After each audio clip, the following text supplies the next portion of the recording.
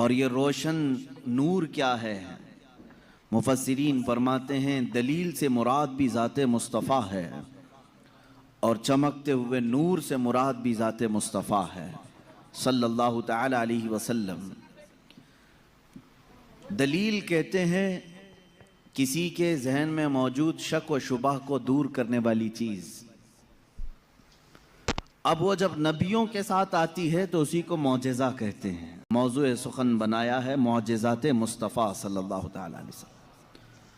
اللہ کے نبی صلی اللہ تعالی علیہ وسلم کے معجزات، یہ عربک ورڈ ہے معجز، جس کا مطلب ہوتا ہے عاجز کرنے والی چیز، سامنے والے کو ڈھیر کر دینا، اس کو عربی میں کہتے ہیں معجز کر دیا۔ یہ نبیوں کے ساتھ اللہ تبارک و تعالیٰ نے ایک قوت ایسی بھیجی کہ وہ اپنی حقانیت کے لیے دلیل کے طور پر کوئی ایسی چیز ظاہر فرماتے ہیں جو عام انسانوں کے سمجھ میں نہ آ سکے، اسی کو معجزہ کہتے ہیں۔ معجزے کی چند شرطیں ہیں، یہ یاد رکھیں، نبی سے صادر ہوگی تو معجزہ ہے۔ کوئی جھوٹا آدمی ایسا کرتب کر کے دکھائے تو اسے جادو کہا جا سکتا ہے، شعبدہ بازی کہا جا سکتا ہے۔ اللہ کا نبی اپنی حقانیت کے لیے، اپنے رسول ہونے کے لیے، اپنے نبی ہونے کے لیے جو دلیل پیش کرتا ہے وہی معجزہ ہے۔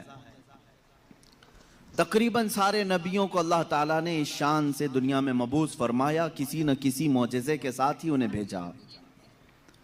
سارے نبیوں کے معجزات اس مختصر سی مجلس میں گنائے نہیں جا سکتے، لیکن نبی جو معجزہ لے کر کے آتا ہے وہ اپنی قوم کے درمیان جس چیز کی ضرورت ہوتی ہے، جس چیز کا ماحول ہوتا ہے وہی لے کر کے آتا ہے۔ اب مثال کے طور پر موسیٰ علیہ السلام کا زمانہ جادوگری کا زمانہ تھا، بڑے بڑے جادوگر اپنے اپنے کرتب دکھاتے تھے،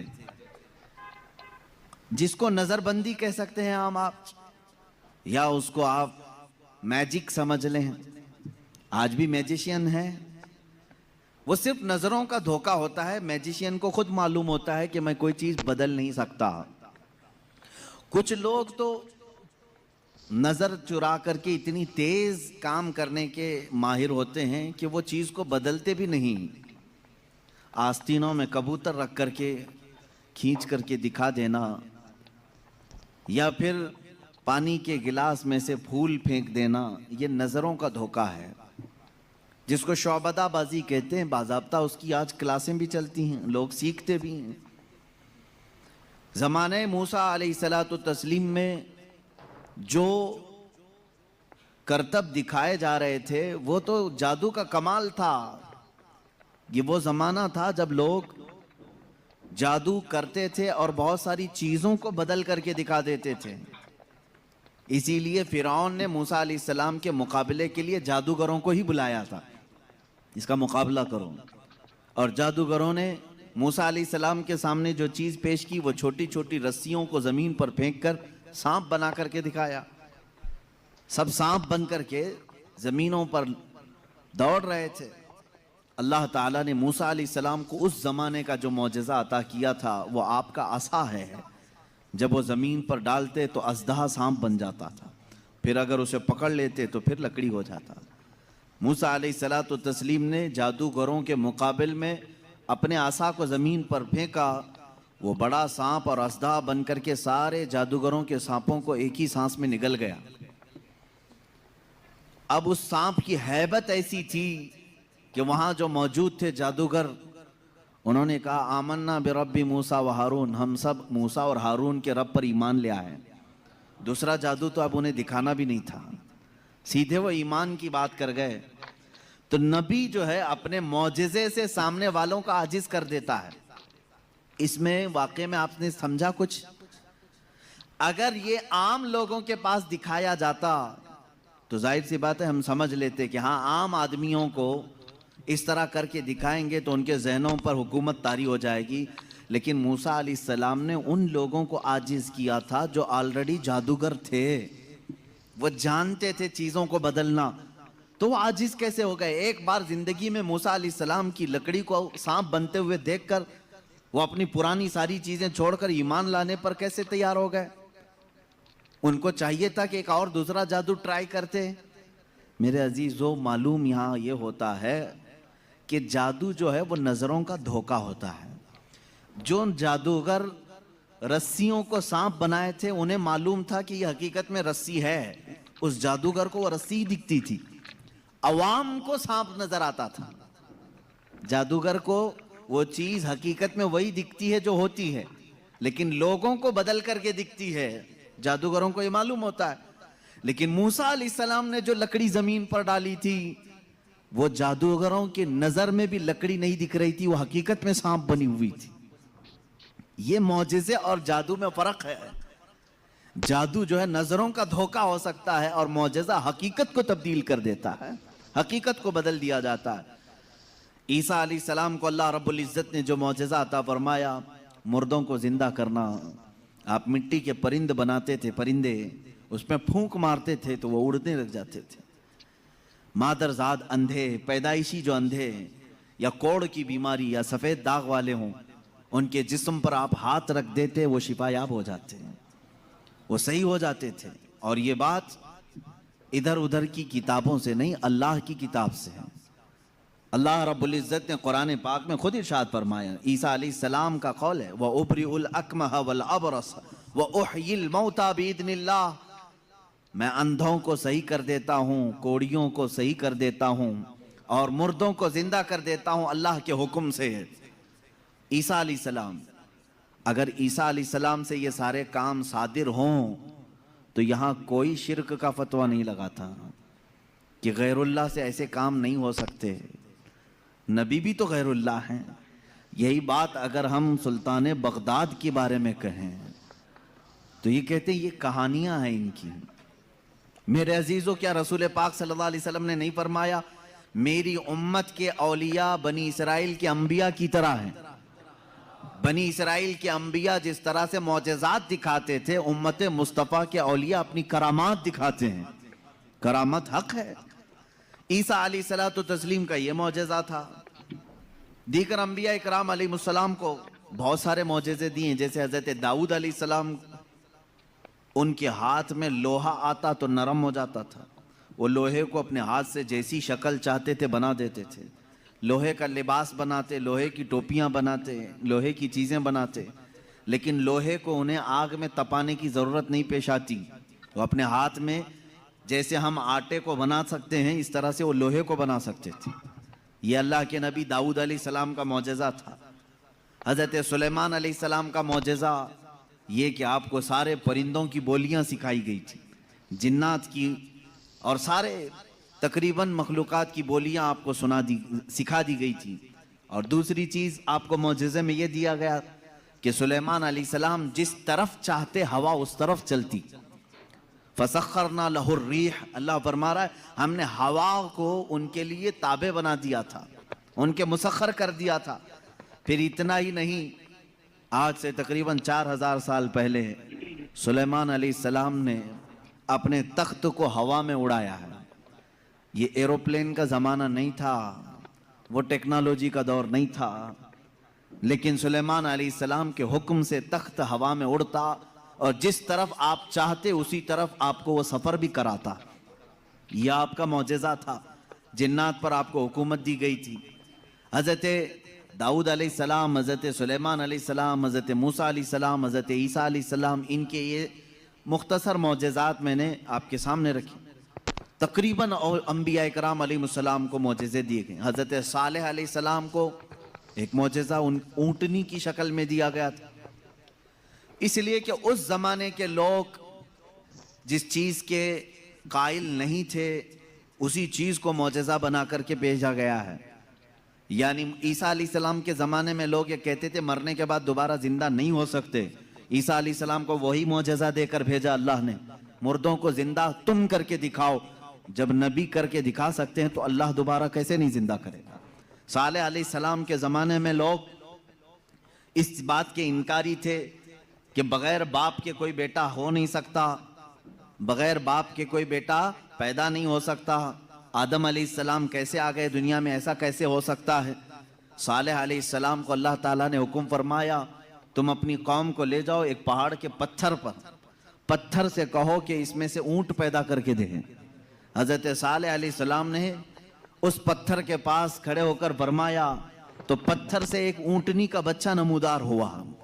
اس اونٹنی کا نہ باپ ہے نہ ماں ہے اور اپنی برادری سے اپنی نسل سے بھی نہیں، بلکہ پتھر ایک جامد چیز سے اونٹ پیدا ہوا۔ اس اونٹنی کا ذکر بھی قرآن پاک میں ہے۔ یہ معجزے کے طور پر دیا گیا تھا صالح علیہ السلام کو۔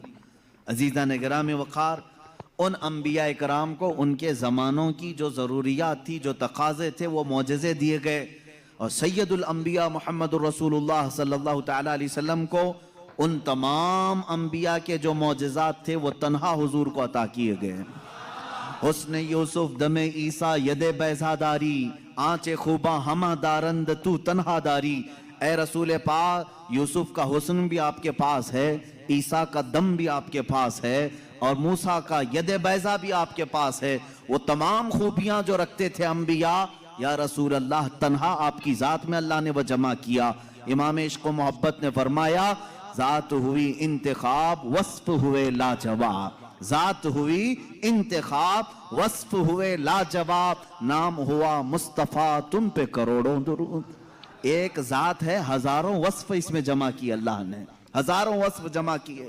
اب معجزات میں شروع کرتا ہوں، اس لیے کہ ہمارا وقت بہت تیزی سے چلتا ہے اور وقت کی سوئیاں ہمیں کاٹتے ہوئے چلی جاتی ہیں۔ اللہ ہمارے وقت میں برکت عطا فرمائے۔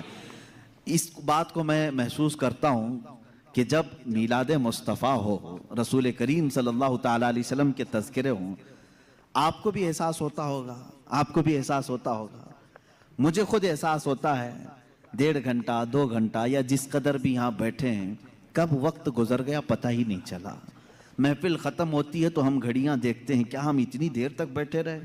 پہلو میں درد بھی نہیں ہوا، پیٹھ میں کمر میں کوئی کسک بھی نہیں آئی، اس میں اتنا لگاؤ کیسے رہا؟ عزیزان گرامی وقار، اس سے بعض علماء نے یہ مسئلہ اخذ کیا کہ جب محبت کرنے والا محب اپنے محبوب کے تذکرے میں رہتا ہے تو اسے وقت کا اندازہ نہیں ہوتا۔ اسی لیے لوگوں نے کہا قیامت کا دن اگرچہ 50,000 سال کا ہو، اگرچہ 50,000 سال کا ہو، لیکن جو لواء الحمد کے نیچے آ گیا وہ میرے مصطفیٰ کی شان بیان کر رہا ہوگا۔ یہاں تک کہ قیامت کا یہ 50,000 سال کا جو ایک دن ہے، روایات میں بتایا گیا ہے عاشقان مصطفیٰ کو ایسا لگے گا جیسے بجلی چمکی اور ختم ہو گئی۔ لوگ کہتے ہیں قیامت آئی بھی اور چلی بھی گئی۔ وہ لمبا دن ان کے لیے بھاری ہوگا جو گستاخی رسول میں اپنے پیٹ مروڑتے رہتے ہیں، ان کے لیے بھاری ہوگا جن کے سینے رسول اللہ کی محبت سے منور نہیں ہیں۔ عزیزان گرامی وقار، یہی بات تو قبر میں بھی ہے، یہی بات۔ بعض لوگوں کو دفن کیا جاتا ہے، تذکرہ سنیں اور جی لگا کر کے سنیں۔ میرے آقا کی محفل میں بیٹھیں تو سستی اور کاہلی نہیں، بلکہ اس کے آداب ہیں۔ آپ وضو سے بیٹھیں، ہمتن گوش ہو کر بیٹھیں۔ ہلکی سی بھی سستی آئے تو اپنے آپ کو کوسیں کہ نہیں، میں مصطفیٰ کریم کی میلاد میں بیٹھا ہوں، میرے آقا کے تذکرے میں بیٹھا ہوں۔ بعض لوگوں کو دفن کیا جاتا ہے، قبر کی زندگی معلوم ہے کتنی سخت ہوتی ہے؟ کہا گیا وہاں کا 1 منٹ 1 سال کے برابر ہو سکتا ہے۔ مردے پر وقت ہی نہیں گزرتا، وقت ہی نہیں جاتا، وہ روز انتظار کرتا ہے، روز انتظار کرتا ہے۔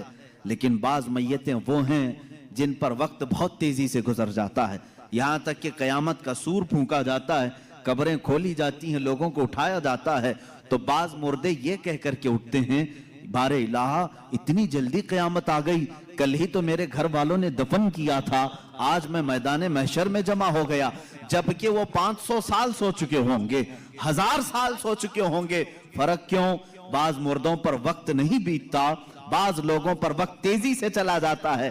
وجہ یہ ہے کہ جس کی قبر میں جلوہ مصطفیٰ نظر آ جائے، میرے آقا صلی اللہ تعالیٰ علیہ وسلم اس کی قبر میں آ جائیں اور وہ جلوہ جہاں آرا کو دیکھنے میں مصروف ہو تو قیامت کا سور پھونک دیا جائے گا، وہ انہی جلووں میں مست ہو چکا ہوگا اور اسے وقت کا احساس نہیں ہوگا۔ اے اللہ ہمیں اس جماعت میں شامل فرما۔ اب ہم معجزات مصطفیٰ صلی اللہ تعالیٰ علیہ وسلم کی طرف چلتے ہیں۔ اللہ کے نبی صلی اللہ تعالیٰ علیہ وسلم کو میرے مولا نے جو معجزے دیے تھے وہ الگ الگ ہیں، حسی معجزے، معنوی معجزے۔ آپ صلی اللہ تعالیٰ علیہ وسلم کا سب سے بڑا معجزہ کیا ہے، میں اس کو آخر میں عرض کرتا ہوں، لیکن ایک بات یاد رکھیں، حضور کی پوری زندگی معجزہ ہے، سب پوری زندگی معجزہ ہے۔ آپ کے جو بیانات ہیں وہ حدیثیں، وہ معجزہ ہیں۔ حضور پاک صلی اللہ تعالیٰ علیہ وسلم کا چلنا پھرنا اٹھنا بیٹھنا سب معجزے کی شکل میں ہے، اس لیے کہ اس طرح کی چیزیں عام آدمی کر نہیں سکتا۔ جو یہ دعویٰ کرے کہ میں حضور کے برابر ہو سکتا ہوں، معاذ اللہ رب العالمین، اس کو آج ہمارا بیان ضرور سننا ہوگا۔ معجزات مصطفیٰ صلی اللہ تعالیٰ، ایک ایک چیز حضور صلی اللہ تعالیٰ علیہ وسلم کی زندگی پوری کائنات کو آج بھی چیلنج کر رہی ہے، عاجز کر کے رکھی ہے۔ تو کون سی کھیتی سے نکل کر برابری کا دعویٰ کرتا ہے؟ حضور اکرم صلی اللہ تعالیٰ علیہ وسلم کی ذات ستودہ صفات، اللہ کے نبی صلی اللہ تعالیٰ علیہ وسلم کے بچپن کی بات لیتے ہیں، آج پیدا ہوئے، میلاد مقدس ہے، اور زمانے رسول صلی اللہ تعالیٰ علیہ وسلم میں یعنی ولادت کے زمانے میں مکہ کا ماحول تھا کہ بچے پرورش کے لیے دایاؤں کے پاس دے دیے جاتے تھے۔ وجہ یہ تھی کہ بچہ شہر کی گہما گہمی سے دور رہے، اس کی زبان محفوظ رہے۔ دیہات والوں کی زبانیں وہاں اچھی ہوتی تھیں، عربی، اور شہر میں ہوتا یہ تھا کہ ہر جگہ کے لوگ مکہ میں آتے تھے، مکس نہ ہو جائے، تو مکہ والے خاص طور پر اپنے بچوں کی زبان کی حفاظت کے لیے شروع کے چند دن کسی دایا کے پاس رکھتے تھے۔ رسول کریم صلی اللہ تعالیٰ علیہ وسلم جب پیدا ہوئے، یہ وہی زمانہ ہے جب بنو سعد قبیلے کی دایا عورتیں ہیں۔ ایک قبیلہ ہے جس قبیلے کی ساری خواتین بچوں کو پالتی تھیں اور 2 سال کے بعد لے جاتی تو بھاری معاوضہ ملتا تھا، اجرت ملتی تھی، وہ پیسوں پر دودھ پلاتی تھیں۔ اسی اعتبار سے بنو سعد قبیلے کی خواتین مکہ میں آئیں۔ انہی خواتین میں ایک حلیمہ سعدیہ بھی ہیں، وہ کہتی ہیں جب مکہ پہنچے میری اونٹنی لنگڑی تھی جس کی وجہ سے میں تاخیر سے پہنچی۔ ساری عورتیں مکہ میں جو نومولود بچے تھے سب کے پاس گئیں اور ان سے بھاؤ تاؤ کیا، معاوضہ طے کیا اور بچے لے لیں۔ حضرت حلیمہ سعدیہ کہتی ہیں میں تاخیر سے پہنچی، تقریباً بچے جا چکے تھے، ایک بچہ باقی تھا، وہ آمنہ کا در یتیم تھا۔ میں وہاں آئی، میں نے دیکھا اور اس کے بعد پوچھا کون ہے اس بچے کا سرپرست؟ کہا بچے کی ولادت سے 6 ماہ پہلے ہی اس کے والد کا وصال ہو چکا ہے۔ حلیمہ کہتی ہے میں چھوڑ کر باہر چلی آئی، میں نکل آئی کہ باپ ہے نہیں بچے کا، میں اگر دودھ پلا بھی دوں 2 سال کے بعد مجھے اجرت دے گا کون؟ کون معاوضہ دے گا؟ وہ کہتی ہیں پھر پورا مکہ چھان ماری، لیکن اب کوئی بچہ نہیں ملا۔ شام ہو گئی تھی، شوہر ساتھ میں تھا۔ حلیمہ سعدیہ سے شوہر نے کہا اے حلیمہ، خالی ہاتھ جانے سے بہتر ہے کہ وہ یتیم کو ساتھ لے جائیں، یتیم در یتیم ہے، ساتھ لے جائیں۔ حلیمہ سعدیہ کہتی ہے میں دوبارہ واپس آمنہ کے گھر آئی۔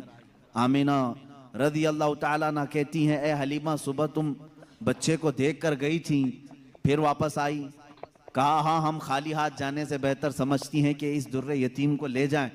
حضرت آمنہ نے کہا لے جانا چاہے تو لے جاؤ، لیکن تمہاری امیدوں کے مطابق ہم معاوضہ نہیں دے سکیں گے، تمہاری امیدوں کے مطابق ہم اجرت نہیں دے سکیں گے۔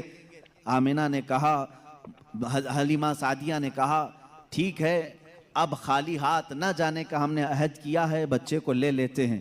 حلیمہ سعدیہ اس وقت تک بچے کو اپنے گود اٹھائی نہیں تھی، صرف دیکھ کر کے گئی تھی۔ گود میں جب لیا، حلیمہ سعدیہ کہتی ہیں میرے پیشانی سے لے کر تلووں تک ٹھنڈک پہنچ گئی تھی۔ پہلی مرتبہ گود میں لیا، اس کے بعد اس کے شوہر حلیمہ سعدیہ کے ساتھ وہ باہر آئیں۔ کہتی ہیں کہ میری ساری ساتھیاں، میری سہیلیاں جو بنو سعد قبیلے کی خواتین تھیں وہ جا چکی تھیں اور سارے سفر پر تھیں، میری اونٹنی لنگڑی اور پھر تاخیر بھی الگ، میں بچے کو لے کر کے اسی لنگڑی اونٹنی پر بیٹھی۔ اللہ اکبر، یہ پہلا معجزہ میرے آقا کا ہے۔ اونٹنی جو لنگڑی تھی بالکل صحت یاب ہوئی اور اتنی تیز دوڑنے لگی، اتنی تیز۔ حلیمہ سعدیہ کہتی ہیں بنو سعد قبیلے میں سب سے پہلے میں حاضر ہوئی، میرا بچہ जिसको मैं लेकर आई थी अब्दुल्लाह का दुर्रे यतीम, सबसे पहले बनु साद में हाजिर हुई। और काफी देर के बाद दूसरी सहेलियां हमारी बच्चों को ले आई। उन्होंने आते ही हमसे पूछा, हलीमा तेरी ऊँटनी तो लंगड़ी थी, तेरी ऊँटनी कमजोर और लागर थी, तू पीछे रह गई थी, इतनी तेज कैसे आ गई? हलीमा सादिया कहती हैं, हाँ ऊँटनी मेरी लंगड़ी थी, लेकिन सवार बहुत ही आला था। जैसे ही ये बच्चा इस ऊँटनी पर सवार हुआ, न जाने इसमें ताकत कहाँ से आई, सबसे पहले मैं हाजिर हुई। सारी औरतों ने महसूस किया ये एक मौजज़ा नहीं, बनु साद जो कबीला है वो आज भी है ताइफ के करीब, आज भी वो कबीला है हलीमा सादिया का कबीला जिसको बनु साद कहते हैं। उस कबीले वालों का बयान है कि ये रात ऐसी थी, पूरे बनु साद कबीले की बकरियों के दूध से थन भर चुके थे, सारे कबीले वालों की बकरियों के थन दूध से भर चुके थे। हलीमा सादिया कहती हैं, जब मैं बच्चे को घर में ले आई तो अजीब सी राहतें और बरकतें और हवाएं चलने लगी। लोगों ने महसूस किया आज तक बनु साद कबीले में ऐसी खुशगवार हवाएं आई नहीं थी, लेकिन लोगों ने बाद में ये महसूस किया ये हलीमा सादिया के घर जो बच्चा आया है उसी की बरकतें हैं। एक के बाद दीगरे लोगों ने मौजज़े देखे भी। हलीमा सादिया की जो बेटी हैं शैमा, जो हुजूर सल्लल्लाहु अलैहि वसल्लम की दूध शरीक बहन है, हुजूर की दूध शरीक बहन है, वो कहती हैं मैं मोहम्मद सल्लल्लाहु ताला अलैहि वसल्लम को गोद में लेकर रात में बैठती थी, 1 साल के नहीं थे, 9 माह के थे, जब मैं गोद में लेकर बैठती थी, तारीक रातें हों या उजाली रातें हों, खुले आसमान के नीचे मैं आकर बैठती। मोहम्मद अरबी सल्लल्लाहु अलैहि वसल्लम की परवरिश में हलीमा का घराना लगा है। कहती हैं हम मालदार नहीं थे, खेल खिलौने वाली चीजें हमारे घर नहीं होती थी, लेकिन शैमा कहती हैं जब मोहम्मद मेरी गोद में होते, रात को 14वीं का चांद चमक रहा होता और मोहम्मद सल्लल्लाहु अलैहि वसल्लम गोद से उंगली को यूं उठाते, चांद इधर चला जाता, कभी चांद इधर जाता, गोद में उंगली जिस तरफ करते वो चांद उधर ही झुक जाता था। आला हजरत इमाम इश्क व मोहब्बत फाजिल बरेलवी रदी अल्लाह ताला अन्हु यूं फरमाते हैं, चांद झुक जाता उधर, उंगली उठाते महद में, क्या ही चलता था इशारों पर खिलौना नूर का, क्या ही चलता था इशारों पर खिलौना नूर का। सुबह तैबा में हुई बटता है बाड़ा नूर का, सदका लेने नूर का आया है तारा नूर का। अजीजा ने गिरामी, खिलौना बना है कौन? जिससे पूरी दुनिया आज तक खेल ना सकी, वो मोहम्मद अरबी सल्लल्लाहु अलैहि वसल्लम का खिलौना बना है। ये मेरे आका सल्लल्लाहु अलैहि वसल्लम के मौजज़ात, गोद के मौजज़ात हैं।